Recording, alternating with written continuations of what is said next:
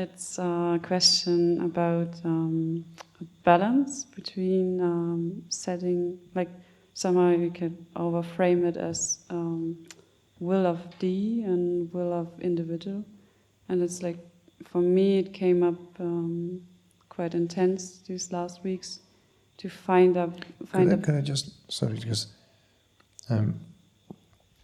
a will of, could you just reiterate that? The will of individual versus will of what? Of like the will of God or something, however you want to call it. Like, not the will of individual, will of all and will of one. It came up like the strength of intentions, like, is obviously, like, it's there, like, so much happening what someone is asking for. But for me it came up, is it like how to stay in a humble way of asking for, like, setting intentions or don't set intentions. Because there's one part of me, like, fully won't, like, just give in to whatever happens. And then there's another moments come up where it's like setting an intention for something, someone, the world, like finding a balance in between, because sometimes I'm really confused. Is it better? Or what is there to do or not to do? Well, what a start.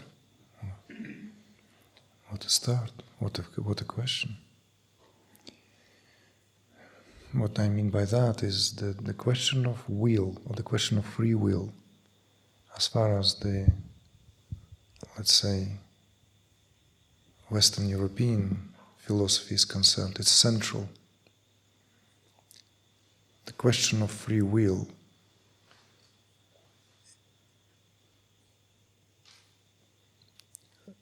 ever since, we could go as far back as to pre-Socratics, to ancient Greece, and the whole history of Western European thought, like Western European philosophy, right, which kind of takes it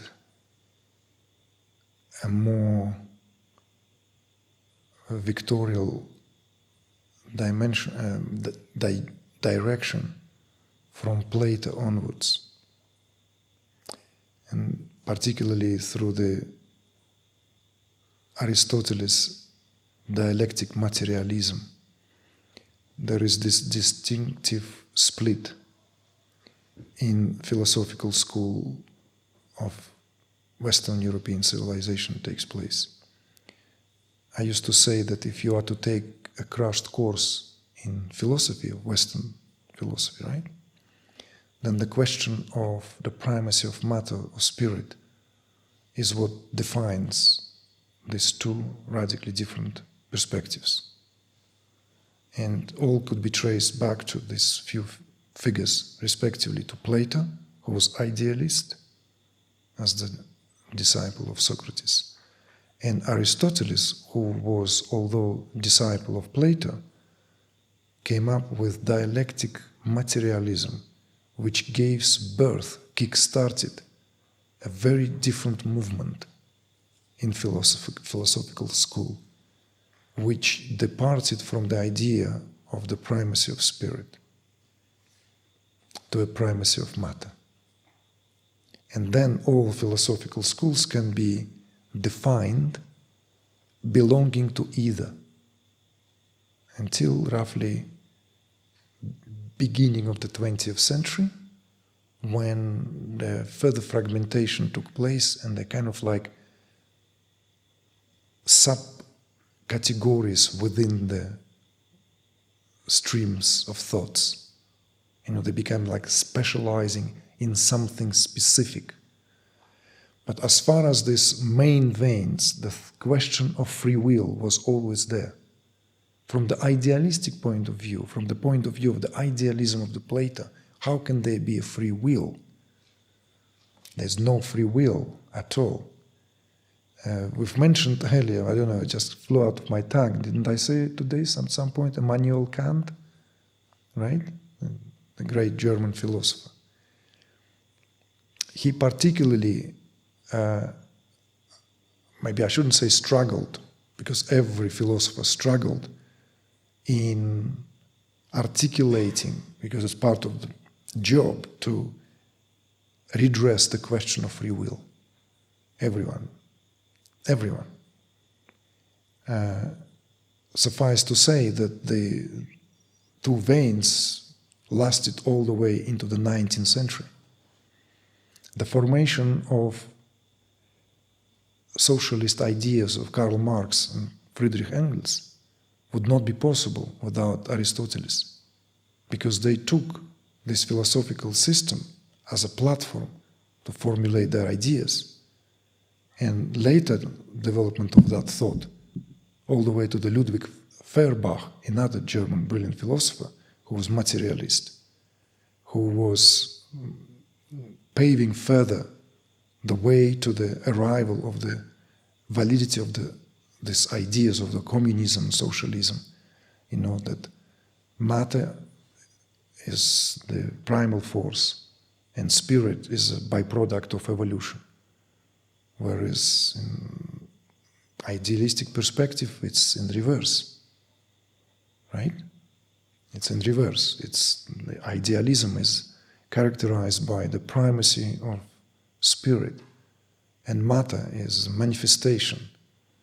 So, question of free will here is sandwiched by these perspectives. Because from the perspective of materialists, let's say those who belong to the materialistic school, obviously there is free will. Because consciousness is a byproduct. Consciousness is something that evolves. Something becomes conscious of itself. It becomes conscious. And by virtue of that, it means that being embedded with free will. Whereas if we apply a pure idealistic perspective, where primacy of spirit is all there is, that everyone is embedded with that spirit, you and I have shared reality in spirit, where this what manifests itself as form, right? Your physical form, my physical form of the world. And then the subtler categories of that world, fine, right? We go down to scrutinizing it. But all this is held by spirit and nothing else. So how can there be a free will belonging to that which is, let's say, soaked in spirit and is spirit? It's like saying that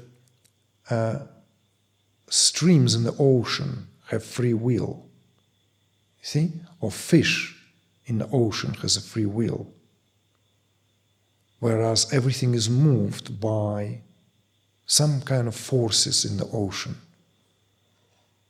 Whatever these forces are, right? It's just an analogy. So this is not the answer. This is just to give this kind of an outlook to position you first and position us. So the question of free will was always very interesting, fascinating. And key figures have tried their best to come up with a solution, a resolution, a possibility where that what is experienced as individual free will versus the will of the Creator, like using it more kind of language of the Christendom. Knowing well that individual will is always subordinate to the will of the Creator.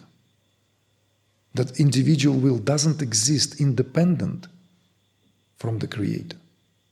So in other words, it doesn't matter how many substreams in the ocean, or waves at the surface of the ocean.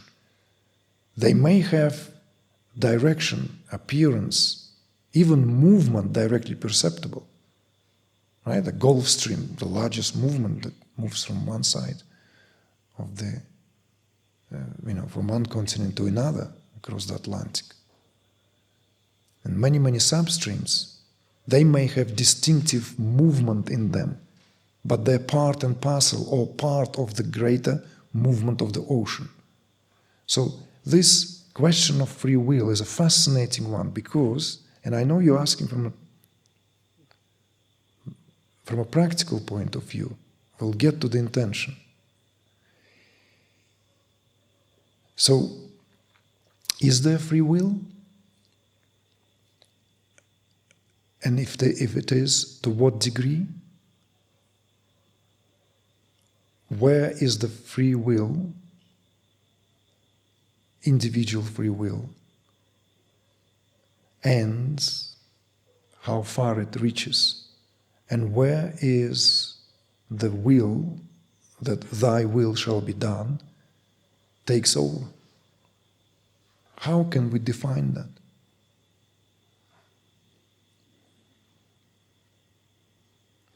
First of all, it is only possible for you to answer this truly because that is in the nature of free will, and that is in the nature of how free will sits with the will of thy will be done. You know that English expression? I'm sure there is an equivalent in German. It's a biblical expression, let thy will be done. It's this moment when we've done our best, we've tried what we could, and then comes a point when we just surrender and say, well, you know what? Up to this point, I can no longer do. You have to take over, whoever, whatever that is. Where is that? Is there a demarcation line?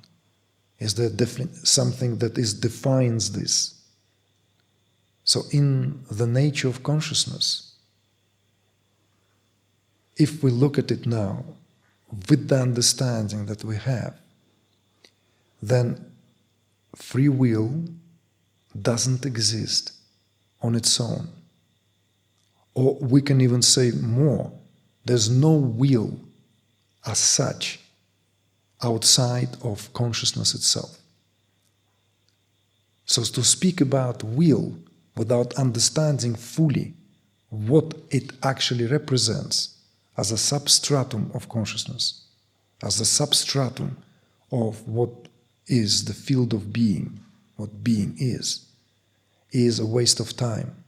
So therefore this is an interesting thing, and we're making a radical departure into how will is viewed, let's say, from the eye of non-dual perspective, namely something that you've been already now exposed to for at least a number of months, right, in this teaching, because you've been already soaked in this. So remember this Ikcha Jnana Kriya, right, that Ikcha Jnana Kriya, the very Tantric way of speaking of will, knowledge and action. Will, knowledge and action. And I would like to take an opportunity here to align all this with what we have spoken earlier and what is serving us as that overall umbrella, as the cloak with which we dress this teaching, so that it becomes clearer there and then. We have spoken about the equilateral, right? We spoke about Shiva, Shakti, Nara. These are also the expressive potentialities of Shiva, Shakti, Nara. So Ikcha Jnana Kriya here, will, knowledge and action, are indispensable part of that triadic heart of awareness. So the end of our day discourse before lunch was at giving us a very brief outline of three paths: the path of Shiva, the path of Shakti, and the path of individual. With the path of Shiva, with one and only methodology, if it can be spoken in this way, as in that aham. Everything is taken back into the supreme state of pure subjectivity. That's what aham here represents. It's working with the mantra of aham. That's what path of Shiva is. And it is the expression of will. The path of Shakti, as that path of the goddess, the Kundalini, the ascent of consciousness, is the path of jnana and is the path of consciousness. You see? Ikcha, jnana, kriya. Ikcha, jnana, kriya. So the path of Shakti is the path of gnosis, is the path of jnana. And the individual path, the path of individual, the third one, at times referred in tradition as the lower path, is the path of action. So, at the level of will, it's the operating power is the Ikcha Shakti. At the level of knowledge, at the level of consciousness, at the level of the path of Shakti, operating power is Jnana Shakti. And at the level of the individual, the operating power is Kriya Shakti. This has to be clearly understood. All these are Shaktis. All these are domain of one and the only Adi Shakti. But Adi Shakti, the supreme Shakti, expresses herself here in different modalities, because Ikcha, Jnana, and Kriya are not to be seen individually, separately from each other.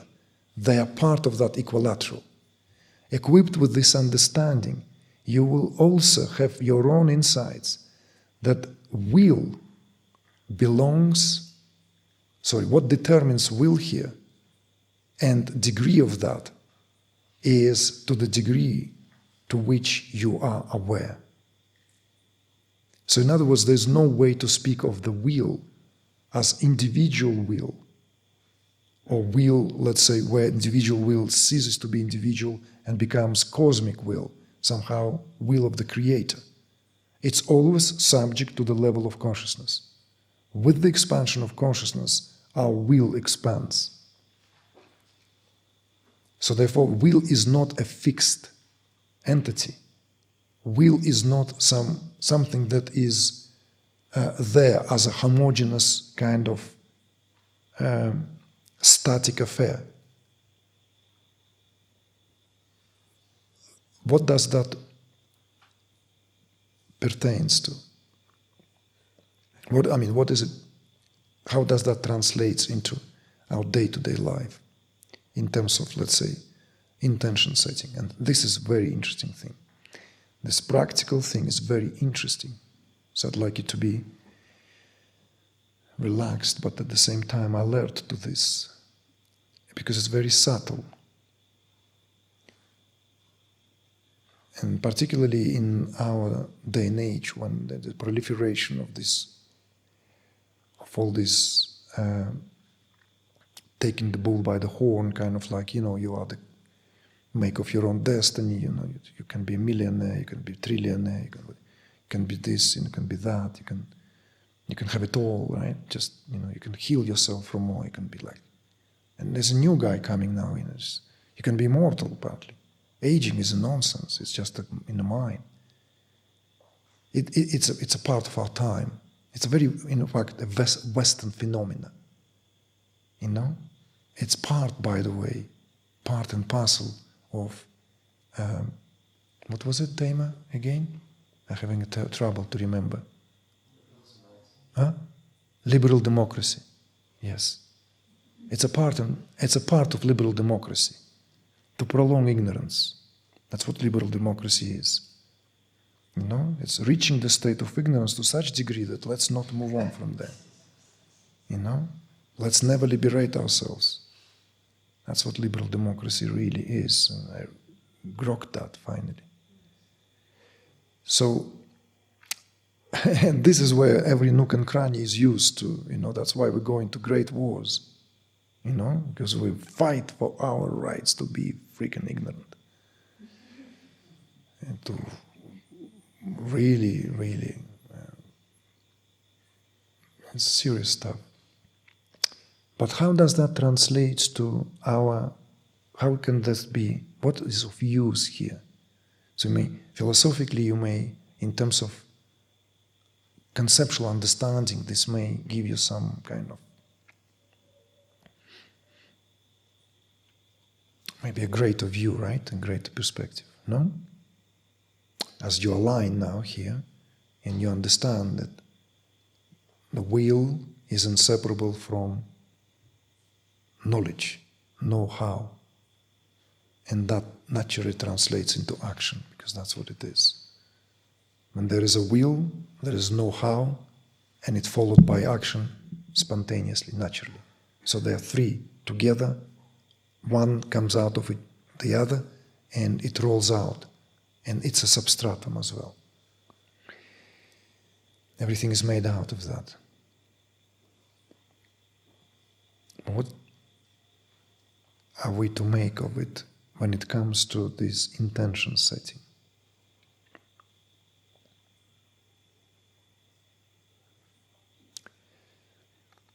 So,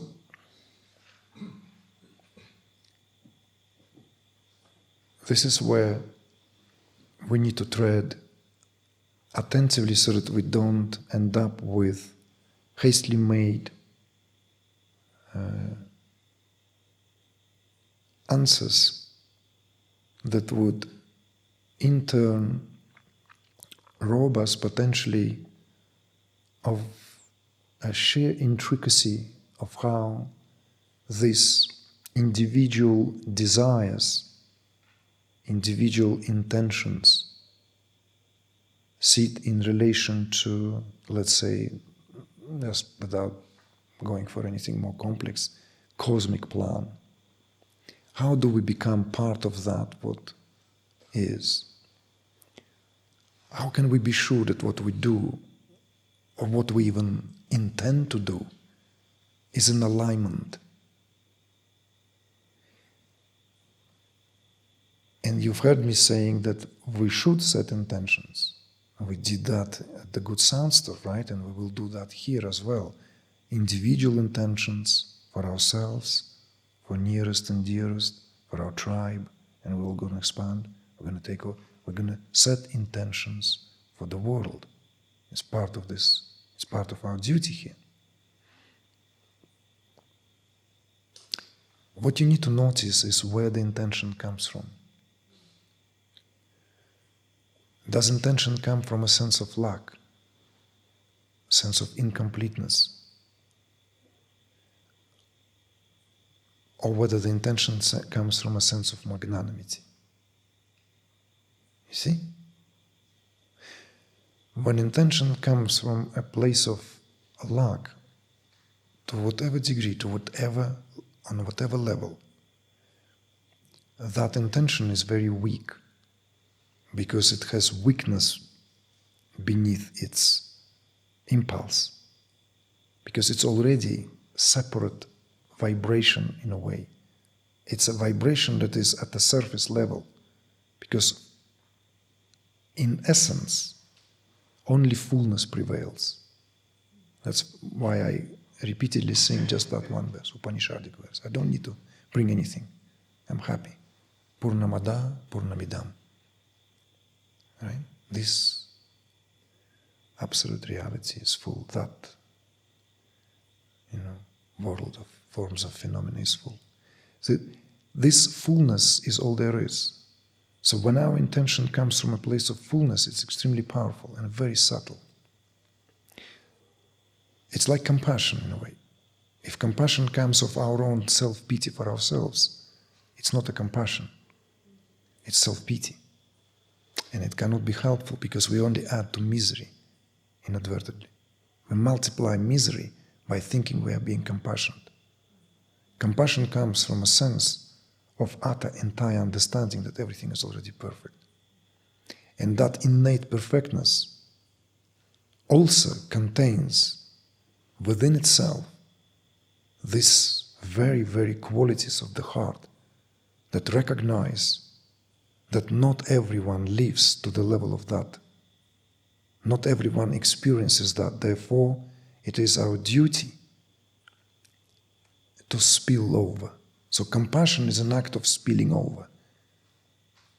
And if our cup is not full, how can it be spilled over? What will spill over? If we live with a sense of a cup is always half empty, live with a sense of lack. This is lacking, that is lacking, I wish this, then how can we be compassionate? Compassionate can only come from a place when there is overflowing. So when people come to me and they say, I'm depressed, I want to go to Africa and help children, I say, oh, poor children, they don't need that help, nobody needs that help. Depressed people should not be put in a position of helping. Put your mask first on yourself. On an airplane. So this is like, first tend to yourself.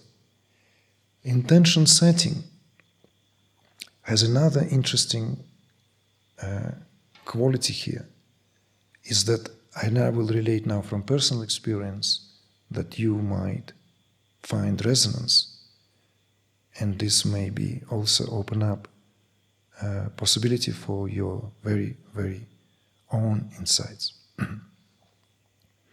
I would want to set an intention prior to going into meditation. Let's say, I'm doing something, I'm in a walk, I'm reading a book, I'm cooking, I was in an interaction with someone, a friend, right, relative. So, that would be good to set an intention for something. The intention may be not so specific, but grand, bigger. And I know that the best time for the intention is after meditation, during the time of when there's the greater transcendence, in that field. So by the time that is being experienced, after the program, and I lie down, and I try to bring that intention, and I cannot. I cannot bring intention, certainly for myself. Just a few hours before, it was very clear, I need this, I need that, I need this, Well, like for instance, I need a red scooter in London, right? I would be nice to have that, yeah, Berluti shoes, why not? Like small, big intentions, I'd like to help, maybe be useful for my country, for my people. And then I lay down, and then I'm in that transcendent field, and I want to bring the intention, but it's only bliss. And I just there's a flicker of memory thought and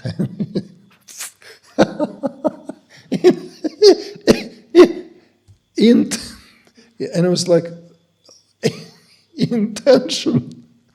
And I'm rolling from laughter on the mat. What intention? Everything is so full, perfect. What? Said what? It's like consciousness looking at itself and laughs at the predicament of that intention setting. So, just saying to you from how it was experienced clearly. But then at other times I wanted to outsmart myself. I'm going to come with a list, and I'm going to put it right next to my mat, So when I'm in that blissed out state, and I cannot, because my mind, blank, there is no thought, only bliss, I will have a support. See? I had this seaweed stuffed futon, Japanese, one I slept on and one I did my program on. Okay? So, tucked it under that futon. So, and it's written on nice card, this beautiful handmade Fabriano paper, and a pen. So it's also aesthetically pleasing experience, not just something scribbled on a scruffy paper. No, so that also I honor the goddesses of beauty, so that they don't feel like I'm like this kind of like trying to pocket the experience of spiritual cream, skim the surface for personal gain. So when I lay down on this, and that's like, again, just faint flicker of, there is this somewhere there is a list of intention. So I'm going to read it now, It's the same thing. It's, no help. I've tried. But, that being said, when the push came to shove, and when the intentions meant to be said, these intentions were downloaded into me. Downloaded.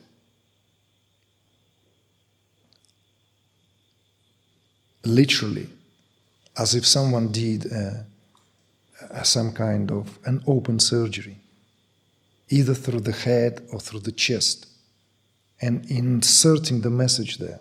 This is what you're going to do. That's how it will be done. Okay? You do what you've been told. Okay? And you humbly there, because it's also a very emotional experience. It is accompanied by tremendous sense of, that. So when Shakti is operating power of different Shaktis, in those of us in whom this is active, as it is in you now, alive, your responsibility is just to tend to that. And you need to come to me only when you have doubts. And you do not worry about anything else, just as I said to you, in the Good Sound stuff. Because it's like you do that, you are in your own quarantine. You do that properly, and that's what sadhana means. Then life and all this will come, take over, don't worry about that. Right now, the only intention there is to, and you know what that should be. If you want me to remind you, I can whisper into your ear again. I can do that again. No other intention is of any value other than that. Or exchanging everything for a bunch of spinach, trifles. You see? And then, for the rest, for the group, don't mix apples and pears. Different stroke for different folks. Because tomorrow someone asks me, and I will say, no, do set intention. Put it under your pillow, wake up and set the intention. You see the difference here? Conversation is not something that is one size fits all. How can that be? It's not one size fits all.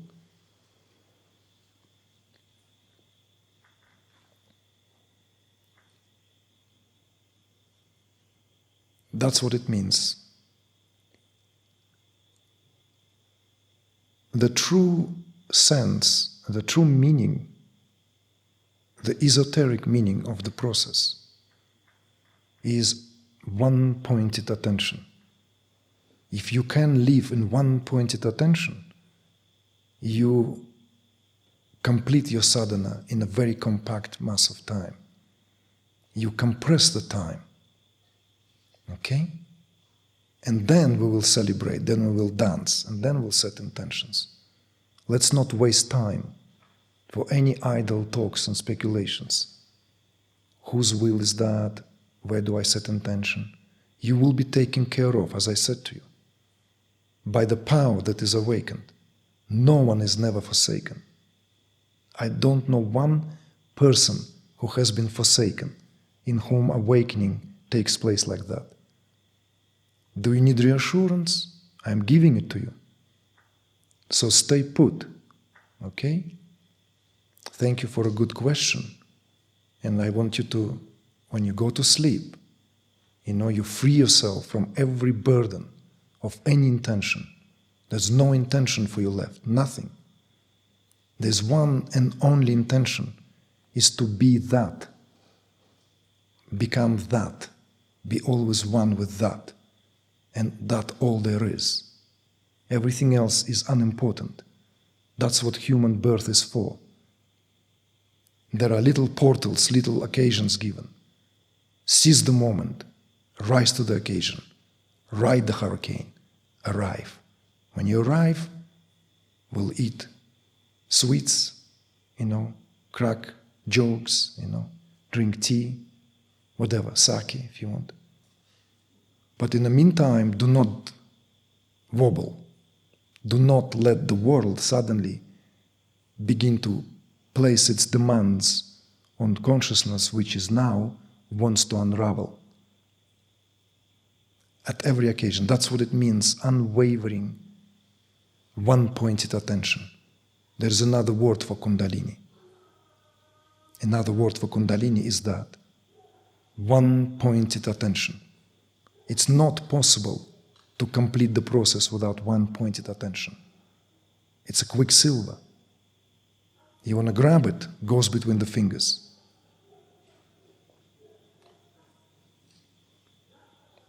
When there's nothing to grab, it all gathers in one place. The one who doesn't want anything receives it all. Rest in that.